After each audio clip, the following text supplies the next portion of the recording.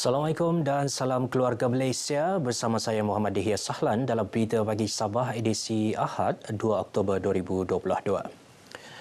Polis diberi kuasa menerima dan mengesahkan laporan kelahiran dan kematian penduduk Pulau Banggi sebelum diserahkan kepada Jabatan Pendaftaran untuk urusan dokumentasi.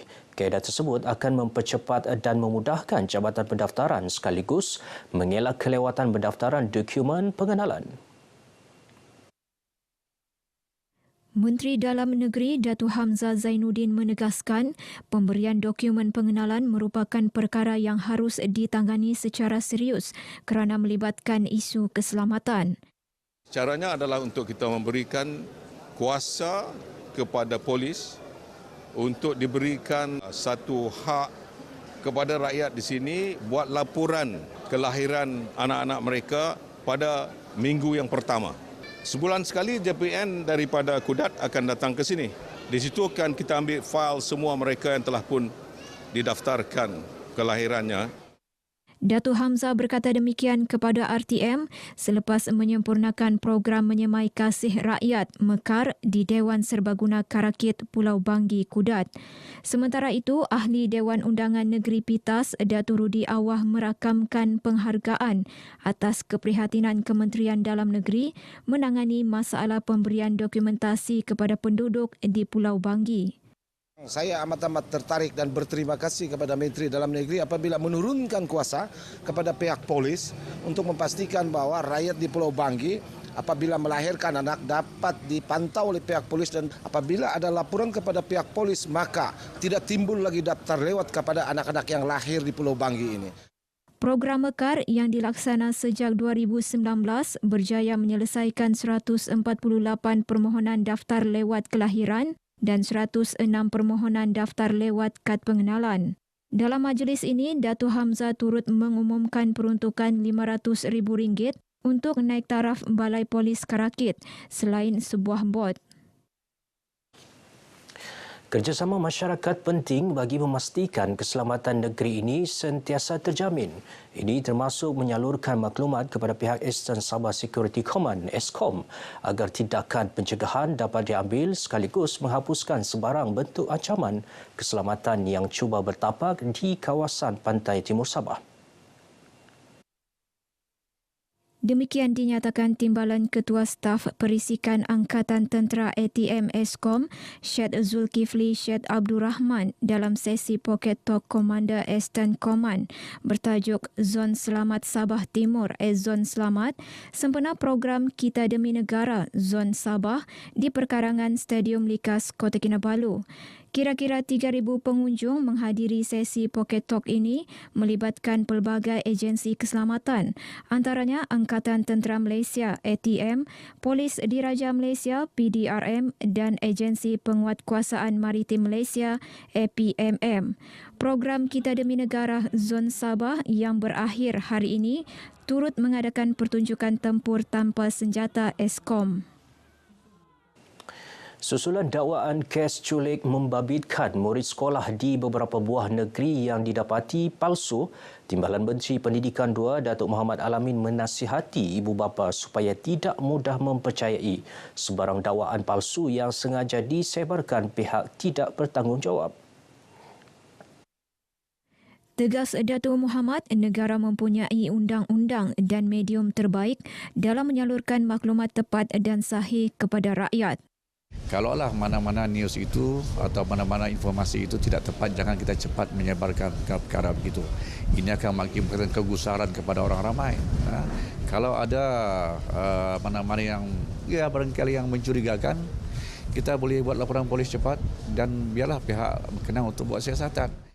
Beliau menyatakan demikian kepada RTM selepas majlis penyampaian bantuan pelajar ke Institut Pengajian Tinggi Awam dan Swasta bagi Parlimen Kimanis di SMK Agama Kimanis. Sementara itu, ibu bapa dan pelajar yang ditemui menzahirkan penghargaan atas bantuan yang diberikan. Bantu kami dari segi kewangan lah, boleh meringankan kami, boleh membantu kami lah supaya anak dapat sambung belajar. dapat menampunglah dari segi perbelanjaan saya di universiti. Lagi saya tahu kan kos sara hidup makin meningkat, jadi dapat membantu dari segi pembayaran sewa. Seramai 119 pelajar dalam Parlimen Kimanis menerima bantuan tersebut.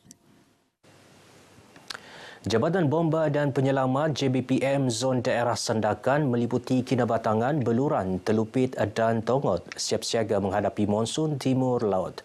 Ketua Zon JBPM Sandakan Martin Thomas berkata, kesiapsiagaan itu meliputi anggota bertugas dan aset yang mencukupi untuk digunakan bagi operasi menyelamat semasa bencana. Tumpuan utama kawasan banjir dalam zon daerah Sandakan ialah Sungai Gumgum, memanjang Beluran dan Sungai Kinabatangan. Baru-baru ini kita ada buat lawatan lah, lawatan dengan OCPD Sandakan lah untuk berkenaan perancangan sekiranya berlaku banjir di daerah ataupun di Sungai Memanjang. Martin menyatakan demikian kepada pemberita semasa program saringan kesihatan anggota JBPM di Balai Bomba daerah Sandakan.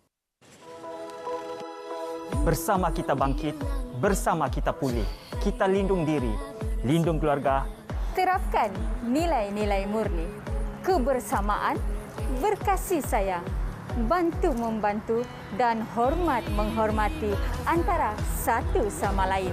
Itulah kekuatan kita, keluarga Malaysia. Keluarga Malaysia.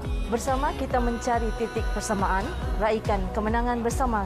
Hargai perpaduan, raikan perbezaan agama dan budaya. Kita kan keluarga Malaysia. Keluarga Malaysia. Kami berbilang kaum. Ada Kadazan, ada Bajau, ada Murut, ada Tidung, ada Suluk, ada Rungus. Dan banyak lagi etnik lain di sini. Tapi kami adalah keluarga Malaysia. Keluarga Malaysia. Hitam Kamemon, lambang keluarga Malaysia. Abangga ko mataman ako jumade keluarga Malaysia. Ron Sapatan. Mi iso monolibamban paganakan Malaysia. Majutah kita ni bersama keluarga Malaysia. Mempotong sa kawi rendalom nu lapan nu Malaysia.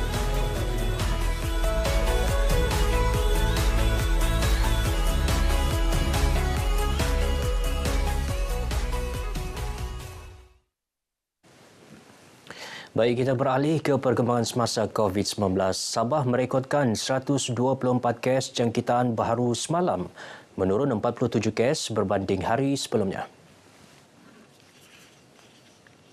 Menteri Kerajaan Tempatan dan Perumahan Datuk Seri Panglima Masidi Manjun menerusi kenyataannya memaklumkan sebanyak 17 daerah merekodkan penurunan kes dan hanya 5 daerah mencatatkan peningkatan kes baharu. 3 daerah merekodkan kes 2 angka iaitu Kota Kinabalu 38 kes, Tawau 19 dan Sandakan 12 kes. Sejumlah 122 kes berada dalam kategori 1 dan kategori 2 serta masing-masing 1 kes dalam kategori 3 dan kategori 4.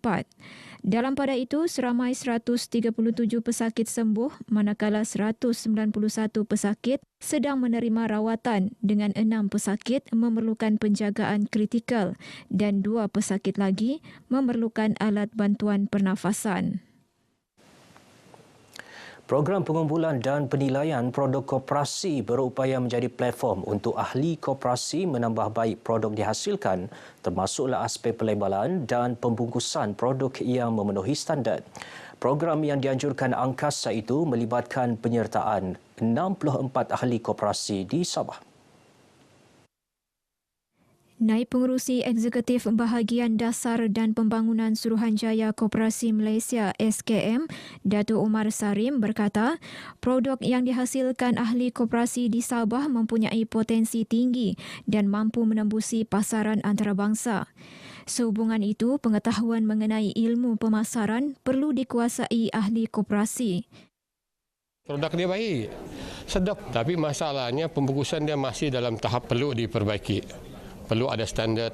Yang penting juga produk-produk itu mempunyai ketahanannya.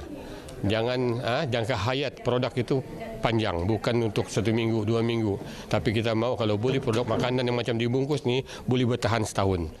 Datuk Umar menyatakan demikian kepada RTM selepas merasmikan penutupan program pengumpulan dan penilaian produk koperasi di Tawau.